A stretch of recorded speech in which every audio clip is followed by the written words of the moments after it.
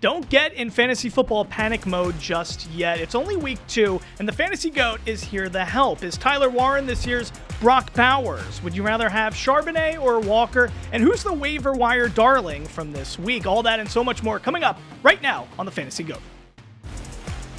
Who starts? Who sits? And how to become the greatest of all time. This is the Fantasy GOAT, sponsored by La Bonita Supermarkets.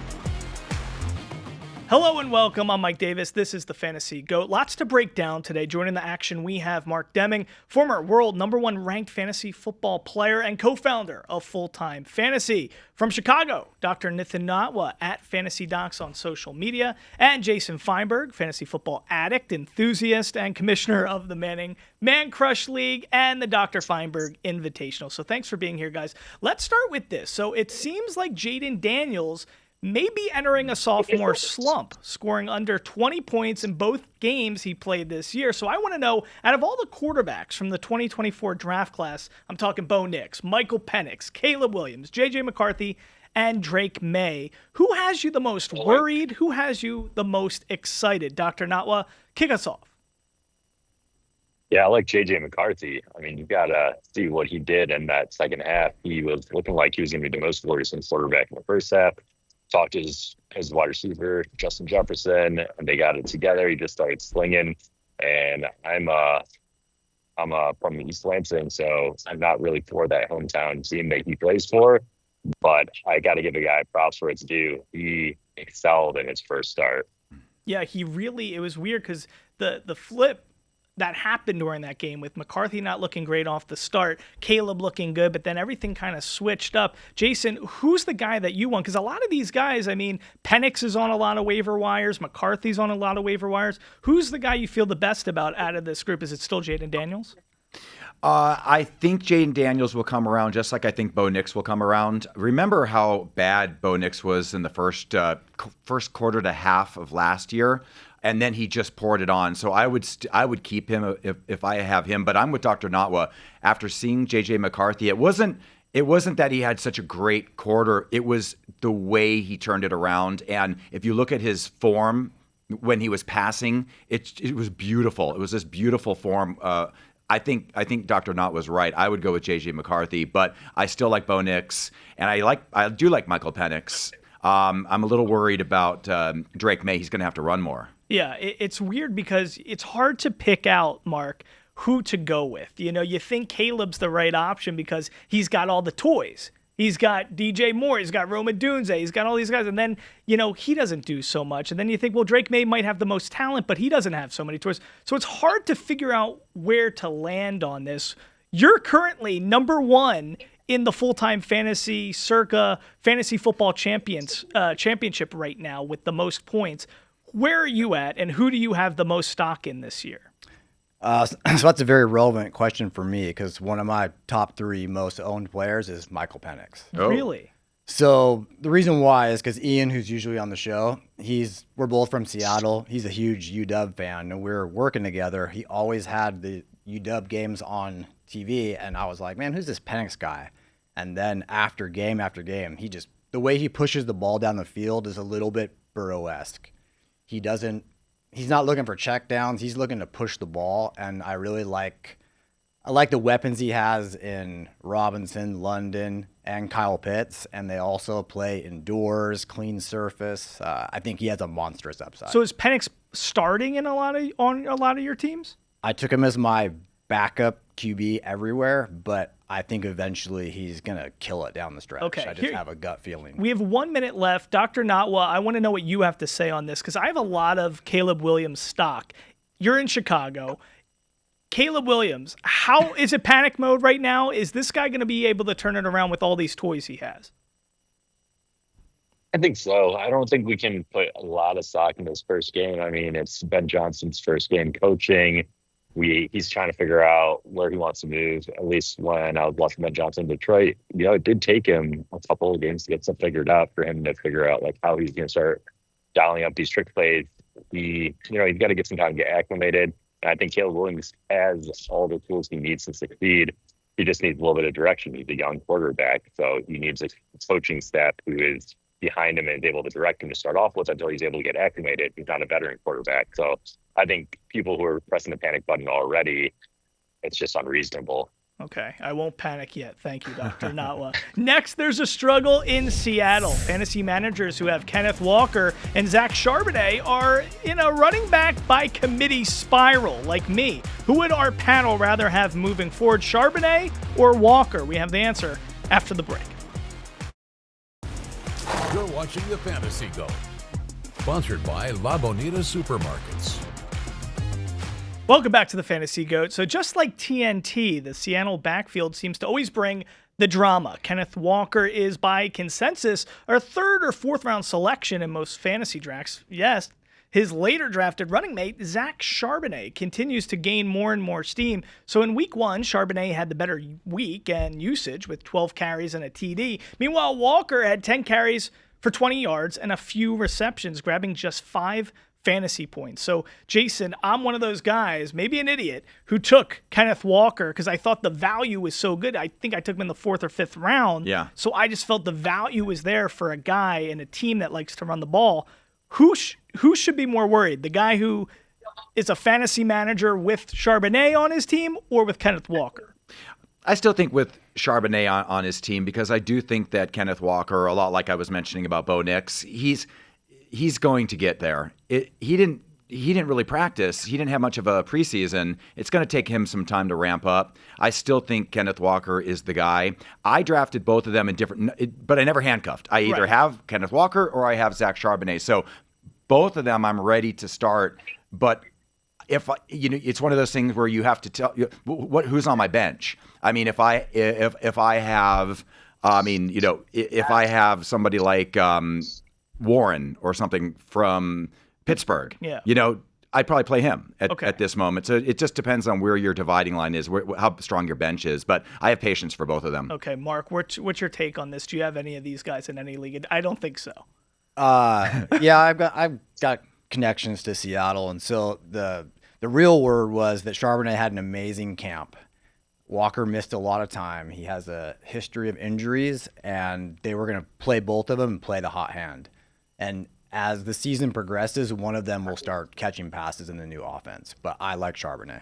You like Charbonnet a lot more. Okay, Doctor, I mean, you can bring even a little bit of a medical angle to this as well, but what's your take? Do you have any of these guys on your team? And maybe you can calm my nerves yet again. I don't know if you can call in a prescription for me or something, but I do have Kenneth Walker on in one league, I should say. Yeah, with Kenneth Walker, I have him in one league as well. And I was always preaching that if you were going to take one, you had to take both of them. And this seems to still have not worked out for me so far because neither of them really put up top end RB1 numbers. But like the others were saying, it's going to work its way out. And if you have both of them, then I think it'll be fine. And by midway through the season, they're going to realize who the hot hand is. I'm hoping it's Walker. I think that he's got more upside when he's playing at the top of his game, but we'll see. I'll say that if you have both of them, you just have to ride it out, and hopefully your team's strong enough. If you only have one of them, then I can't even pick. It's a coin toss to me. Yeah. Who's the guy? How about by week 9 we have the same conversation, and I bring up the third string guy that did better than Genti in the preseason from Boise State. Do you know him? No. Who was he? Do you remember? He had a great not McIntosh, but it's not McIntosh. I'll have to look it up, but he had a great preseason. Well, and Mark, maybe this is a good question to ask you because I think a lot of these conversations in week 2 that we're having on the show, a lot of it is about how much do you overreact after 1 week of play. I mean, what should we do as a former number 1 world ranked fantasy football player? Should you overreact too much to week 1? Absolutely not. I would say you have to. NFL doesn't settle in until 3 to 4 games, so give yourself a chance on your teams at least for the first 2 weeks to see what you have and see where the momentum goes on the players, and you'll figure out your bench guys because that's the whole key. Is you got to know when to push the buttons on your bench players in fantasy as it's become more competitive. That's usually the decision that wins you weekly matchups. I mean, Jason, it's weird. I mean, there's just so many guys. I was high on Matthew Golden. This is a guy we've seen 2 games now in Green Bay not doing so much. So you kind of have to stand put a little bit with the team you drafted up to a certain point. So I just found out the name is George Halani. Remember that name, but not till week 10 when both of them are injured. They both actually get injured a lot. Right, and then we'll put down 500 fob money for George Halani, something like that. That's how it will work. Okay, guys, the waiver wire, speaking of fob money, is where you can spot the hidden gold. Who should you be digging for? That's still to come. All right, welcome back to the Fantasy GOAT. It's that time when we give out our Commissioner's Choice Award, and this week it goes to Green Bay tight end Tucker Kraft, dropping 27 points in Thursday night action. Kraft popped off the screen, frankly, with 6 catches, 124 yards, and a touchdown. The Tucker Kraft truthers out there are definitely celebrating big time today. And now, for the Commissioner's Choice of the Week from La Bonita Supermarkets, let's go shopping. This season on the Fantasy GOAT, we're teaming up with La Bonita Supermarkets. That's why I'm here in Green Valley, Henderson, with my main man, Armando. Tell us, what do we got on this table right now? So here we have everything you'll need for your football party. We have some chicharrón, no meat. This is chicharrón with meat. This is some store-made guacamole, some store-made salsas, our homemade tortilla chips, and our homemade tortillas. All homemade from scratch. That's the best stuff. And each and every week, you're giving us a Commissioner's Choice, a selection we need. So tell us, what is it this week? So this week, the Commissioner's Choice is the chicharrón bowl right here.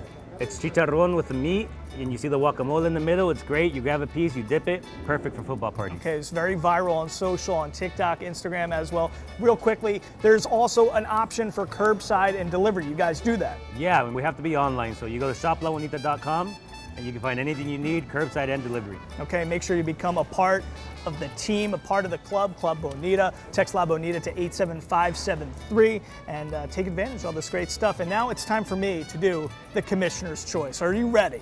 You got to do it. Let's see. Oh my God. Get it. You got to get in there. You got to get the walk on there. You got to get in there. Here we go, guys. Ready? That's a lot.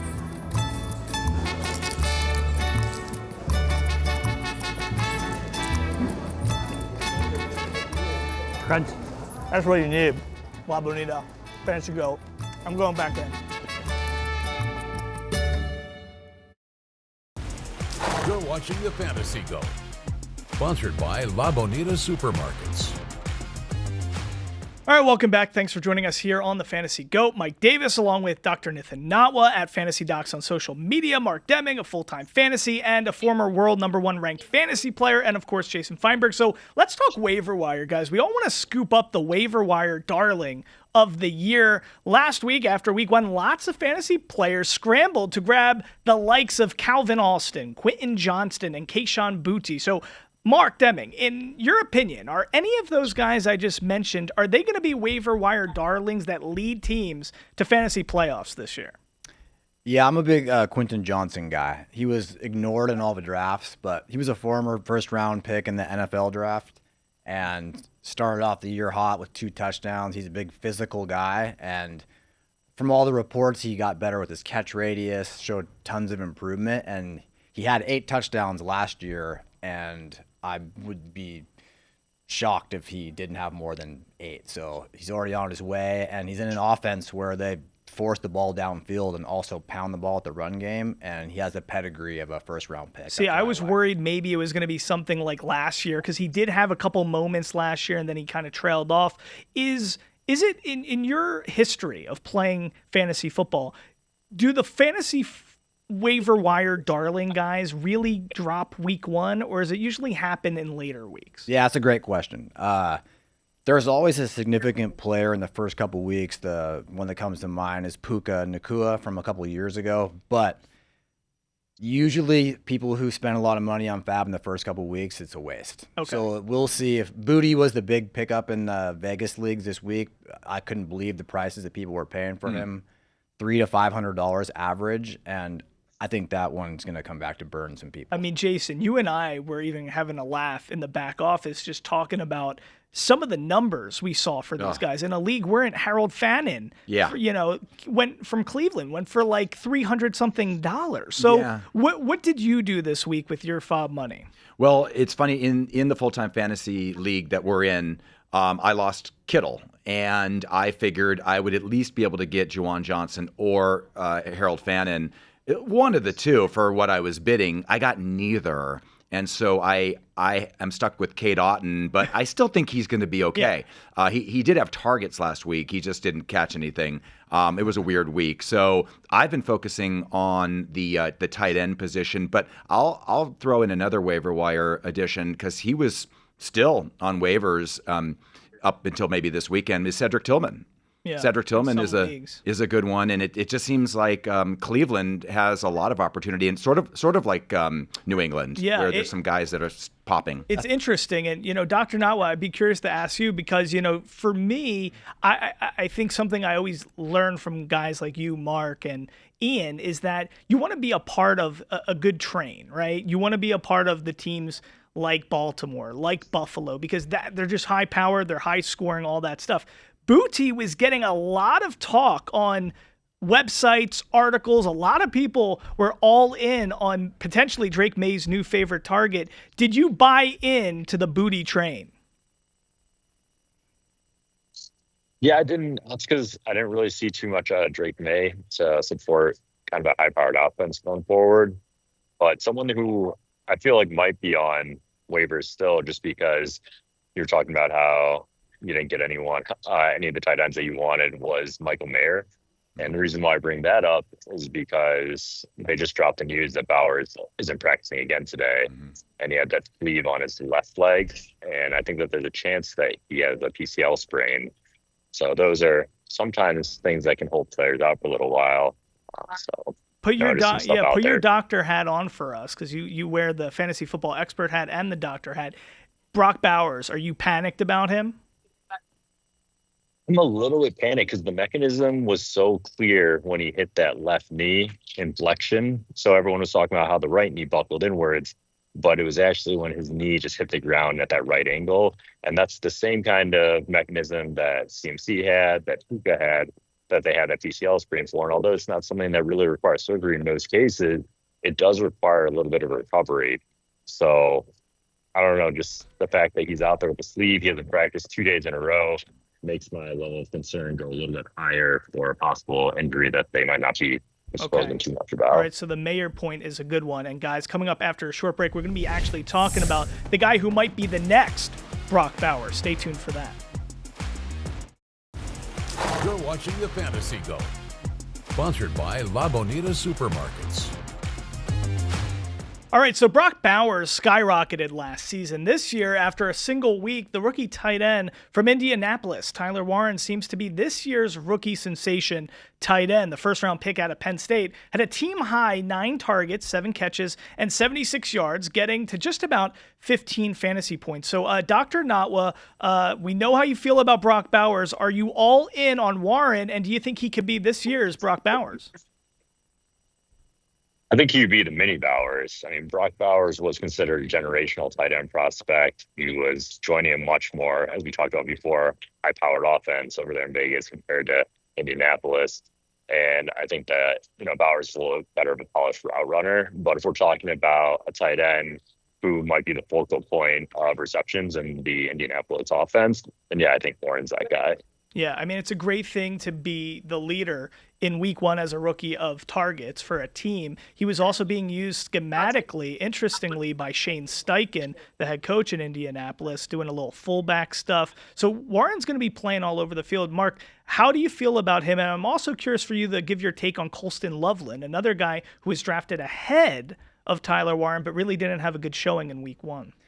Yeah, let's pump the brakes on Daniel Jones and see who becomes the main receiver in Indianapolis. Warren, like Doc said, Bowers is a generational talent considered by some of the great tight ends. Like Gronkowski made a comment how he thinks that Bowers could be the greatest. So Warren is a great fantasy pick, but I don't think there's the next Brock Bowers out there. Okay, what do you think about Loveland?